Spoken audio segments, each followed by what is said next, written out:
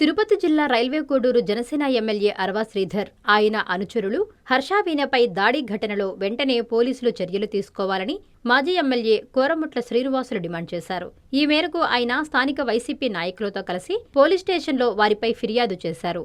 అనంతరం శ్రీనివాసులు మీడియాతో మాట్లాడుతూ వైఎస్సార్ కాంగ్రెస్ పార్టీ అధికారంలో ఉన్నప్పుడు ఇలాంటి ఘటన చోటు చేసుకోలేదన్నారు.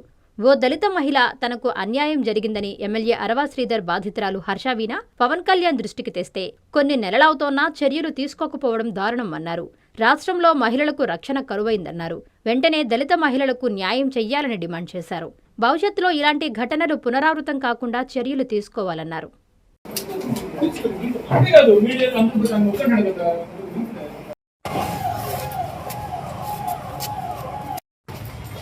నిన్న కోడూరులో ఏదైతే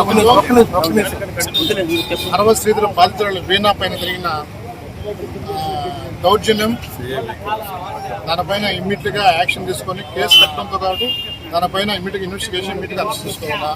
దానికి ఒక మహిళా కోణంలో ఆమెను చూడాలా. ఎందుకంటే కోడూరులో గత 50 సంవత్సరాలు ఎటువంటి చరిత్ర ఇటువంటి లేదు, ముందు కూడా లేదు, గతంలో కూడా లేదు. ఎంతో మంది ఎమ్మెల్యేలు మాట్లాడుతున్నారు, ప్రభుత్వాలు వస్తుంటాయి పోతుంటాయి. కానీ మహిళల పైన ఒక జంతువు పైన దాడి చేసినట్టు మహిళను దాదాపు మానభంగం చేసినంత పరిస్థితి ఉన్నది. పోలీసు సమక్షంలో పోలీసు చేతిలో వచ్చి కట్టి లాఠీ దాకున్న అమ్మాయి కొట్టమంటే ప్రయాసంలో ఉన్నామా లేదా, లేదా పవన్ కళ్యాణ్ డైరెక్షన్ ఇచ్చాడా అనేది, చంద్రబాబు డైరెక్షన్ ఇచ్చాడా అర్థం కాలేదు. అసలు రాష్ట్రంలో పోలీసు రాజ్యం నడుస్తుందా లేదు, పోలీసు వ్యవస్థగా నడిచేది, రెడ్ బుక్ రాజ్యం నడుస్తుంది.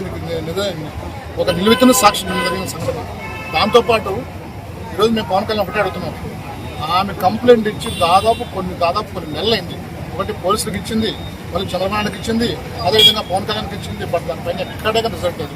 పైగా నేను ప్రొటెస్ట్ చేస్తున్నా అబ్బాయిని దాడి చేయడం చాలా ఏమని చర్య. ఇది పూర్తిగా ప్రజాస్వామ్యంలో పౌరుల యొక్క హక్కులు మొత్తం టోటల్ కాపాడాల్సినట్టుంది. అదేవిధంగా ఫండమెంటల్ రైట్ మొత్తం టోటల్గా గాలిపోయినాయి. ల్యాండ్ రైట్ పూర్తి గాలిపోయింది. రాష్ట్రంలో ఎక్కడ పడితే అక్కడ మహిళ పైన మానవంగా హత్యలు, రైతము, కొట్టడము, తిట్టడము, లాక్కోవడం అన్ని కూడా రకరకాలు చేస్తున్నాయి. దీన్ని అరికట్టాలంటే ఇక్కడి నుంచే బీజం నాటాలి. ఖచ్చితంగా పోలీస్ వ్యవస్థ పైన మనకు నమ్మకం ఉంది, కోర్టు పైన నాకు నమ్మకం ఉంది. ఎందుకంటే ఈరోజు దాదాపు ఈరోజు జరిగిన సంఘటన ఒక ఎస్సీ అని చేసుకుంటే మహిళ, ఆ మహిళా కోణంలో, ఎందుకంటే ఈరోజు మహిళలందరూ కూడా చాలా ఆందోళన చెందుతున్నారు, బిక్కుమన్నారు. నేనంటే ఇంకా ఏం జరుగుతుంది కోడూరులో, ఇంకా ఏం జరుగుతుంది భయపడుతున్నారు. దీనిపైన ఖచ్చితంగా పోలీసు యంత్రాంగం చర్యలు తీసుకొని దీనిపైన యాక్షన్ పూర్తిగా ఇన్వెస్టిగేట్ చేసి ఇమీడియట్గా కస్టడీలో తీసుకొని భవిష్యత్తు మళ్ళీ పునరావృతం కాకుండా వైఎస్ఆర్సీపీ డిమాండ్ చేస్తుంది.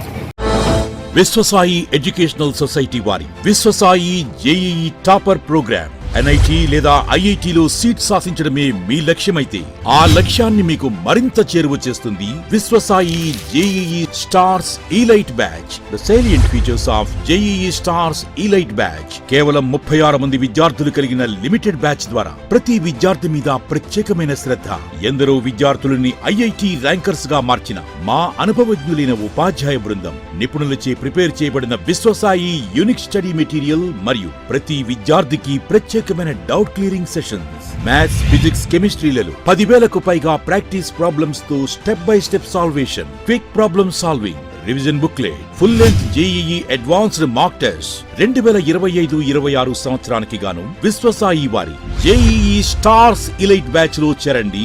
విశ్వసాయి అంటేనే తల్లిదండ్రుల నమ్మకం, విద్యార్థుల విజయం. Viswasai educational society, Nellore, Tirupati.